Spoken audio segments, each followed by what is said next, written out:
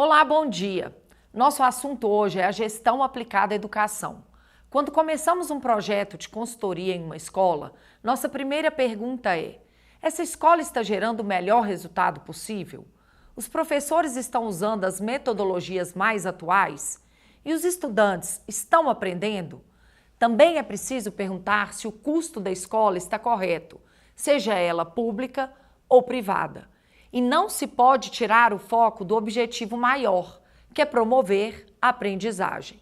O novo livro que o Aquila está lançando desvenda os bastidores da gestão escolar e traz tudo que diretores e suas equipes precisam saber para gerar resultados incríveis. Educação excelente, ciclo virtuoso da aprendizagem. Nós recebemos aqui no programa os autores Rodrigo Neves, Afonso Vale e Carolina Mendes. E eu te convido para assistir a reapresentação desse episódio. No QR Code que está na tela, você tem acesso a todos os livros lançados pelo Aquila. Acompanhe comigo e descubra como a educação pode evoluir por meio da nossa metodologia. Que bom voltar a falar com você aqui no programa, Rodrigo. Bom dia! Bom dia, Natália. Eu que agradeço o convite e a oportunidade de compartilhar essa metodologia que o Aquila demorou anos desenvolvendo e agora lança oficialmente no mercado. Rodrigo, o que motivou o raciocínio por trás da criação do ciclo virtuoso da aprendizagem? Com o desenvolvimento da metodologia Cidades Excelentes, uma das primeiras coisas que nós entendemos é que a excelência não é a cidade perfeita. A excelência ela é aquela cidade que consegue fazer uma melhoria contínua da qualidade de vida da população. Então, quando nós pensamos em educação, nós precisávamos pensar a mesma coisa. Qual é o ciclo que está por trás da melhoria contínua da educação, da geração de conhecimento, da geração de aprendizagem de um município? Toda vez que nós começávamos ou trabalhávamos com o município, a gente percebia que existia uma série de programas, uma série de projetos, uma série de iniciativas, mas dispersas, não conectadas, que não trazia essa visão de futuro e essa visão de melhoria contínua da prestação de serviço para a população. Rodrigo, o IGMA fornece a base de dados para identificarmos o desempenho da gestão dos municípios brasileiros e todos os 5.570 são analisados.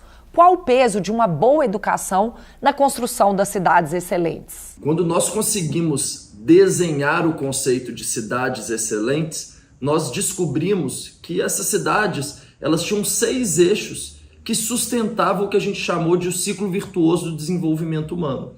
E, inevitavelmente, um desses eixos é o da educação. Se a gente for pensar do ponto de vista legal, inclusive no Brasil, 25%, no mínimo, de tudo que os nossos municípios gastam, do ponto de vista de recursos financeiros, aí podemos estender de recursos humanos, provavelmente de tempo, é dedicado à educação. Então esse é um dos eixos fundamentais para o equilíbrio do ciclo virtuoso de desenvolvimento humano que gera a melhoria de qualidade de vida da população. Rodrigo, quando a gente fala sobre educação, o futuro é assunto obrigatório, né? Você acredita que nossas escolas têm condições de garantir a formação dos estudantes que o mercado, com tantas evoluções tecnológicas, já está exigindo?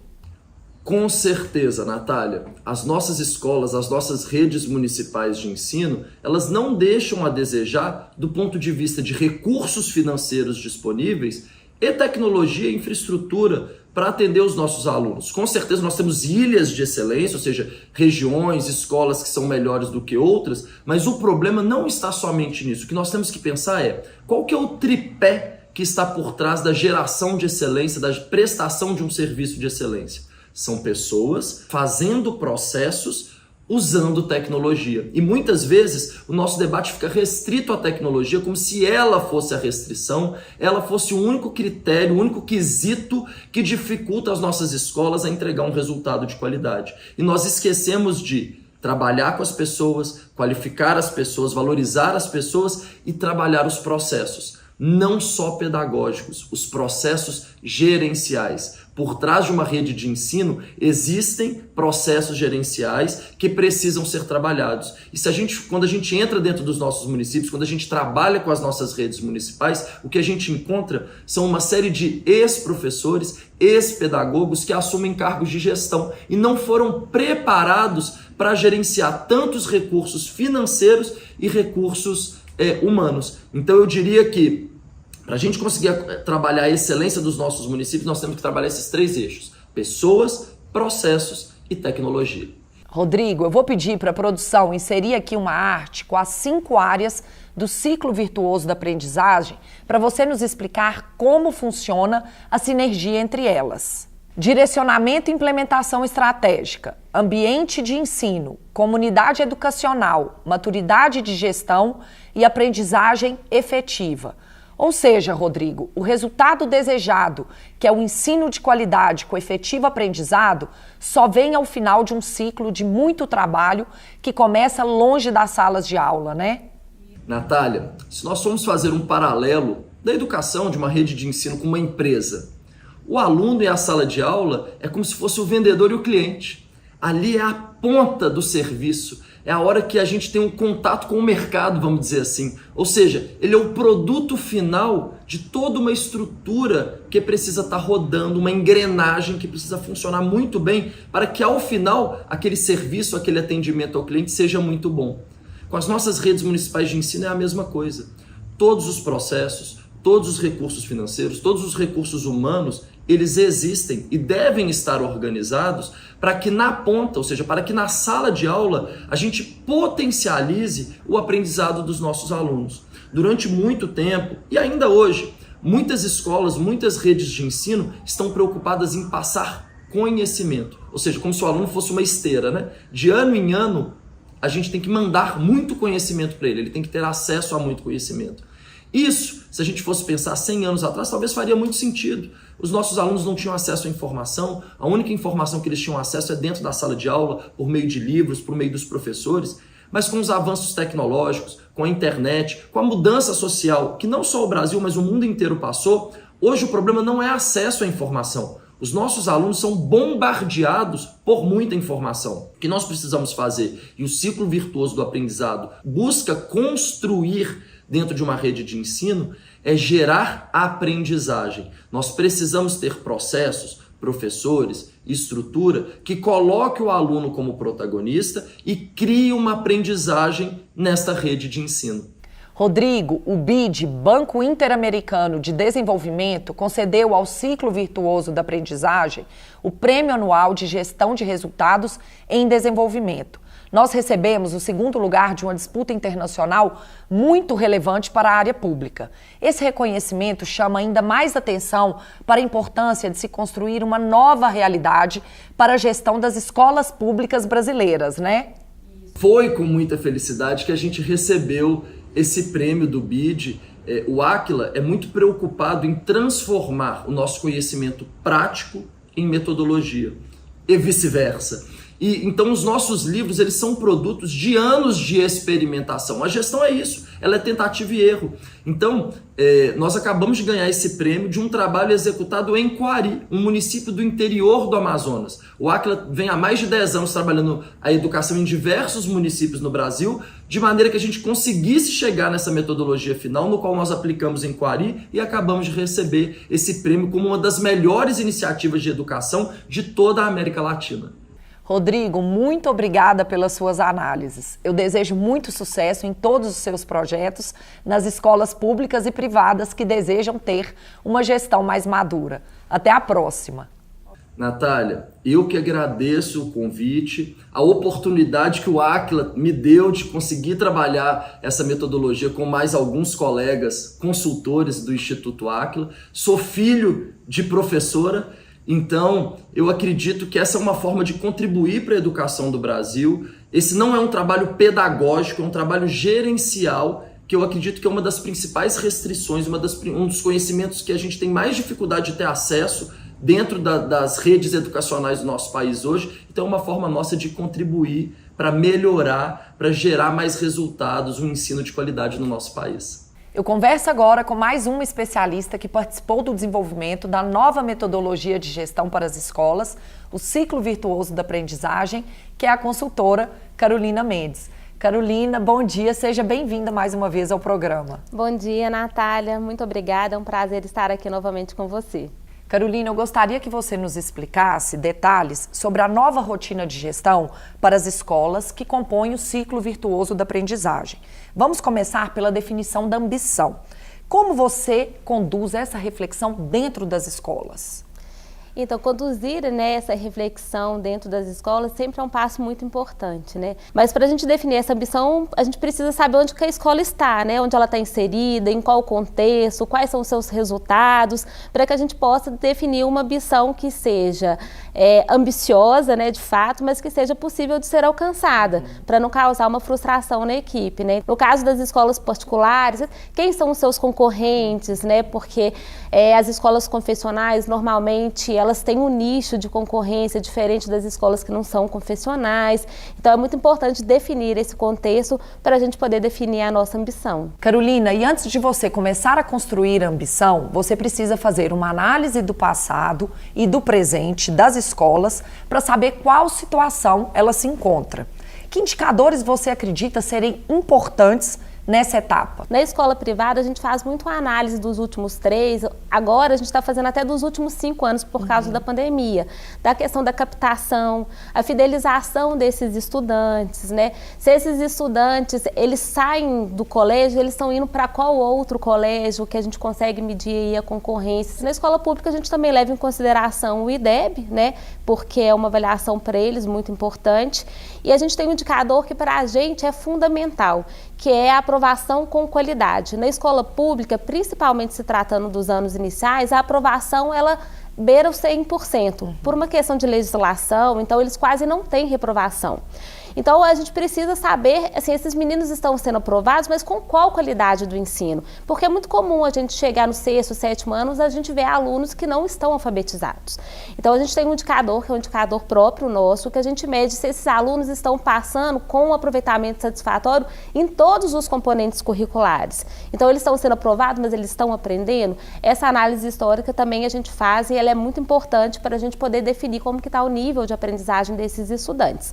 Além das avaliações estaduais. Então, assim, aqui em Minas a gente tem o CIMAV, São Paulo a gente tem o SARESP. Nas escolas particulares a gente tem que ver também um fôlego financeiro, né? Então, a gente olha a questão do EBITDA. Algumas escolas até preferem olhar o EBIT do que o EBITDA. Então, a gente precisa também olhar essa questão financeira, orçamentária, que para eles é fundamental. Carolina, vamos considerar agora uma rede de escolas. Como garantir que a identidade organizacional, que a missão, visão, os valores, seja a mesma para cada uma das unidades? Natália, o trabalho de rede, ele é extremamente importante e muitas vezes o gestor falha nisso. Então, a gente encontra muito nas redes estratégias ou ações um pouco diferenciadas e formando, às vezes, ilhas de excelência. Então, assim, para poder fazer com que todos cumpram a sua mesma missão, alcancem a sua visão de futuro, é importante que haja um acompanhamento nas unidades escolares, acompanhando seus planos de ação, né, as metas, se elas venham ao encontro da visão de futuro, né. Agora, no público, a gente está falando aí, por exemplo, de redes estaduais que tem centenas de escolas, né, mas normalmente eles têm um desafio maior. O que ajuda são as diretorias regionais de ensino ou as superintendências regionais de ensino, que são os órgãos que são intermediários entre a Secretaria de Educação e a escola. E o acompanhamento de perto precisa ser feito para que essa gestão garanta que todos estejam trabalhando para uma única missão e para um único propósito. Carolina, eu gostaria que você explicasse agora sobre a definição das estratégias e metas que compõem a próxima etapa da consultoria que você realiza nas escolas públicas e privadas.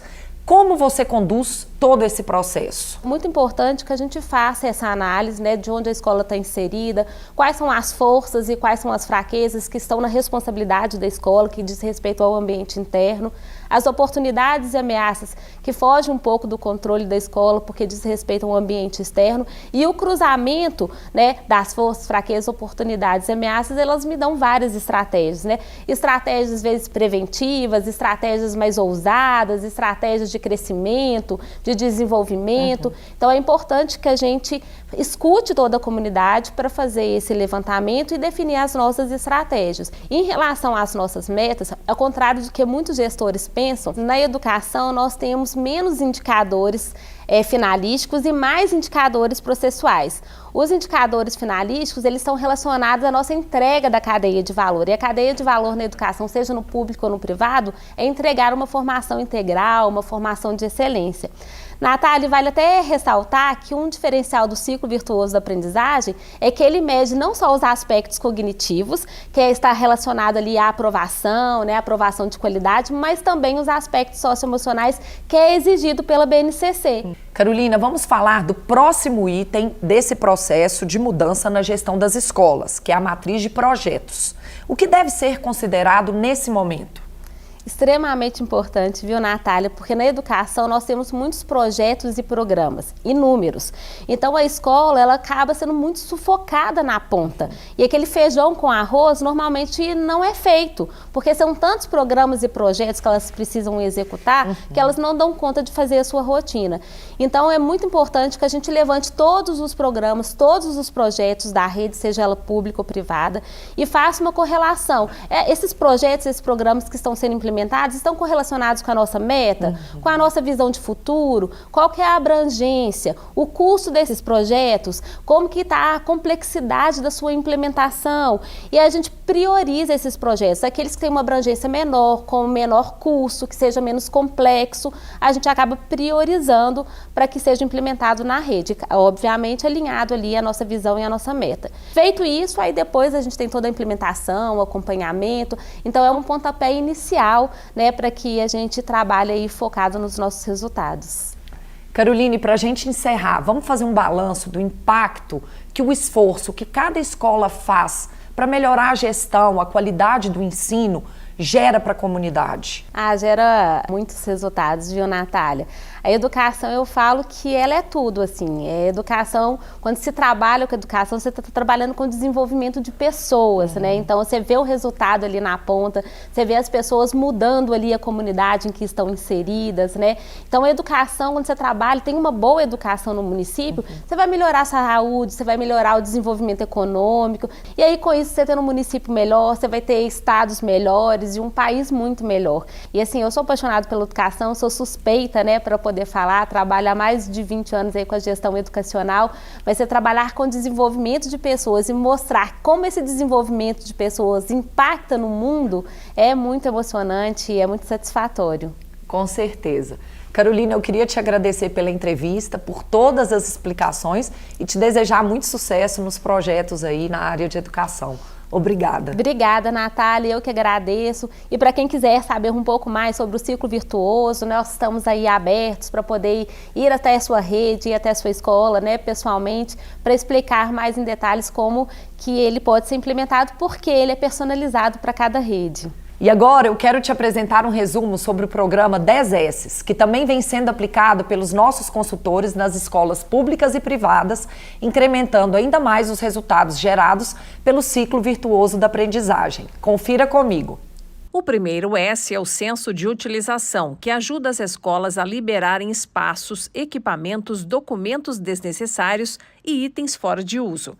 O Censo de Coordenação vem em seguida e garante uma melhor organização de todos os materiais disponíveis, de modo que fique claro onde cada um está armazenado e de fácil acesso. O terceiro S é o Censo de Limpeza, que além de eliminar sujeiras, define responsáveis por cuidar de cada área. O quarto S é o Censo de Saúde e Higiene. Ao implantá-lo, a organização vai padronizar o ambiente, garantindo, entre outros avanços, condições sanitárias adequadas. O Censo de Autodisciplina é o próximo S e foca nas atitudes pessoais, que geram compromissos éticos, técnicos e morais. O sexto S traz o Censo de Determinação de União e ele requer a participação da alta direção das escolas em parceria com todos os colaboradores. O Censo de Treinamento vem em seguida e busca a qualificação contínua dos profissionais e também o engrandecimento deles como seres humanos. O censo de número 8 é o da economia e combate ao desperdício e atua diretamente na redução de custos das escolas e no aumento de produtividade. O nono S é o dos princípios morais e éticos e, nesse momento, são definidos padrões de conduta para cada colaborador, de modo que todos saibam o que é certo e errado. E encerrando a sequência dos 10 S's que o Àquila aplica dentro do ciclo virtuoso da aprendizagem, temos o senso de responsabilidade social, que vai além do pagamento de impostos e do cumprimento das legislações trabalhista e ambiental. Neste momento, as escolas definem o seu compromisso com a sociedade. Eu converso agora com mais um especialista do Àquila que participou do desenvolvimento da metodologia do ciclo virtuoso da aprendizagem e também da idealização do IGMA, o Índice de Gestão Municipal Àquila, que é a base da nova metodologia para a gestão das escolas. Meu convidado é o consultor Afonso Vale. Afonso, com a sua presença aqui, nós vamos completar a apresentação sobre o ciclo virtuoso da aprendizagem. Que bom ter você aqui no programa. Bom dia. Bom dia, Natália. É um prazer estar aqui de volta, especialmente para falar de um tema que eu gosto muito. Eu sou professor de origem, sou um consultor sócio do Àquila, então falar de educação para mim é uma grande satisfação. Afonso, a metodologia dos 10 S's incorpora uma parte do conceito ESG, que tem movimentado tanto as organizações quanto os gestores em todos os segmentos e que concentra ações para o meio ambiente, o social e a governança. Os 10 S's oferecem uma facilidade a mais para serem implementados nas escolas? Sem dúvida, Natália. Nós traduzimos isso nas escolas de uma maneira muito simples. Falando do meio ambiente, como que a gente aplica isso de uma maneira muito simples? Quando a gente busca a racionalização de gastos com energia elétrica, consumo de água, quando a gente vai para o social, a forma com que as pessoas trabalham, a harmonia, trabalho em equipe, isso diminui muito a rotatividade. Quando a gente fala de governança, nós estamos falando o quê? Trabalhar com indicadores, tomar decisões embasadas em fatos e dados, trabalhar com metas, planos de ação. Então, o que a gente fez foi traduzir toda a metodologia do ISD aplicado nos 10 S's, disseminado nas escolas públicas e privadas. Afonso, eu gostaria de saber agora um pouco mais sobre a realidade da gestão nas escolas privadas. Vemos muitas delas se destacarem pela boa qualidade do ensino e da aprendizagem. Mas mesmo com bons resultados, sempre dá para pensar em aprimoramento, né? Sem dúvida, Natália. Essas escolas que performam bem, o primeiro desafio é manter essa boa performance e buscar melhorias. Ou seja, ela performou bem, entregou bons resultados na formação dos seus alunos no terceiro ano, mas na esteira, será que o aluno que está no segundo ano, no primeiro ano, vai ter a mesma performance que a turma desse ano conquistou?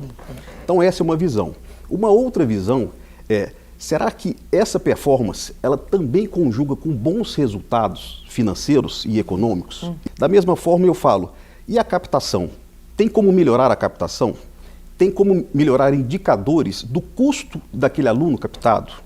Então, sempre que a gente vai atingindo indicadores de performance de escolas que estão performando em termos de qualidade, a gente vai buscando essas esteiras de melhoria, seja de o custo por aluno, gasto por aluno, e diversos outros indicadores para a gente aprimorar e desafiar cada vez mais o sistema educacional. Afonso, eu quero falar agora sobre o IDEB, que é o Índice de Desenvolvimento da Educação Básica, monitorado pelo governo federal e que é a grande preocupação dos gestores públicos. Para melhorar a nota da escola no IDEB, que tipo de ação pode ser implementada? Natália, tem várias ações, eu vou trazer um exemplo que eu gosto muito, tá? Ela é aplicada no 5º e 9º ano do ensino fundamental e no 3º ano do ensino médio. São as avaliações diagnósticas que simulam a prova do SAEB. Ou seja, o aluno responde uma série de questões e cada questão tem uma tag, dizem respeito a uma parte da matéria que ele deveria ter aprendido, tá? E o que a gente faz? Esses dados estão disponíveis, uma massa de dados. A gente consegue traduzir, por exemplo, numa rede que tem 100 mil alunos, tem 150 escolas, a gente consegue estratificar e identificar qual escola, qual turno, qual turma precisa melhorar. Né? Então isso permite um poder de análise para que a gente monte um plano de ação junto com aquela rede, para atuar especificamente naquela escola ou naquele grupo de escolas, naquele turno, junto com aqueles professores que por alguma razão não ensinaram corretamente, fazendo com que a gente corrija o rumo né, e busca o melhor resultado. E da mesma forma, a gente identifique também na mesma rede quem que performou melhor, quais são os grupos de professores, para que a gente fale o seguinte, olha, o professor Afonso, né, que não foi tão bem, vai conversar com a professora Natália, que foi muito bem. Então são experiências como essa que a gente tem feito e traz resultados extraordinários, né, na busca da melhoria desses indicadores finalísticos. Afonso, eu quero focar agora num outro ponto. Toda escola pública precisa oferecer merenda escolar aos seus alunos. E aí reside um grande desafio, que é garantir a melhor alimentação sem perder o controle dos custos. Existe oportunidade de melhoria aí também, né? Sempre tem, Natália. As oportunidades que a gente sempre encontra é o quê? A gestão do estoque, né? A diminuição de merendas perecíveis. E um ponto muito importante, Natália, que a gente precisa observar, é que a gente precisa comprar pelo menos 30% da agricultura familiar local, incentivando inclusive esse outro lado social e econômico daquela região. Mas um exemplo muito interessante que ocorreu inicialmente de uma forma piloto numa escola foi o seguinte: era um ambiente um pouco mais vulnerável, né, e definiu que eram duas refeições no almoço, né, o almoço e depois se repetia, né? E identificamos que sobrava muito alimento. Primeiro, identificamos qual que era o percentual de perda. E depois o seguinte, o primeiro prato padrão, porque tem que seguir uma regra alimentar, e o segundo prato, a escolha dos meninos. Reduziu a perda do segundo prato em função do gosto dos alunos. E isso, replicado por toda a rede, trouxe uma economia e fazendo com que os alunos se alimentassem melhor, seguindo as regras nutricionais. Afonso, e para a gente encerrar, as escolas públicas atendem quase 5 vezes mais estudantes que as instituições privadas. E por isso é tão importante essa nova metodologia do Áquila, que foca na gestão para garantir um ensino de qualidade e um bom aprendizado. É preciso multiplicar os resultados obtidos a partir de cada real do orçamento público, né? Sem dúvida, Natália. O nosso ciclo, ele traz um indicador disruptivo que chama custo da ineficiência escolar. O que é isso? Quanto custa um aluno que foi reprovado, evadido ou abandonado na rede de ensino público? É mais ou menos o seguinte: a minha filha estuda na rede privada. Se ela for reprovada, eu vou ter que pagar 1 ano a mais de escola particular para ela. Isso no público é a mesma coisa. Então nós trazemos esse indicador, ele representa, sabe quanto? Naquele orçamento anual de 189 bilhões de reais investido na educação básica municipal, em cerca de 8%. Nós estamos falando de 15 bilhões de reais que é desperdiçado no Brasil. Então pense, a gente trabalhando com gestão, o nosso objetivo não é gastar menos, é gastar melhor, como uma melhoria muito grande para os nossos alunos, que são o futuro da nossa nação. Afonso, eu queria te agradecer pela entrevista e por todo o conteúdo que você compartilhou com a gente aqui hoje e te desejar muito sucesso nos projetos e até a próxima. Natália, agradeço por essa oportunidade, mais uma vez, de estar aqui falando de gestão, falando de educação. Estou à disposição para falar do ciclo, fazer um debate propositivo com os gestores públicos, gestores privados da educação, porque eu tenho certeza que quando eles conhecerem mais a fundo, né, eles vão se encantar e vão se interessar para aprimorar cada vez mais a gestão das suas escolas, das suas redes, das suas faculdades, enfim, né, estamos à disposição. Muito obrigado e bom dia. Obrigada. Bom, nosso programa fica por aqui. Para rever ou compartilhar o Gestão com Identidade, basta você acessar o YouTube do Áquila. Querendo falar com os nossos consultores, estamos acessíveis pelas redes sociais ou pelo nosso site. Semana que vem estaremos de volta com mais técnicas e cases para te ajudar a ser um gestor excelente. Obrigada pela audiência e até lá! Participe do lançamento oficial do livro Educação Excelente, Ciclo Virtuoso da Aprendizagem, no evento Movimente no Expo Minas, em Belo Horizonte, de 6 a 8 de fevereiro. Você é nosso convidado.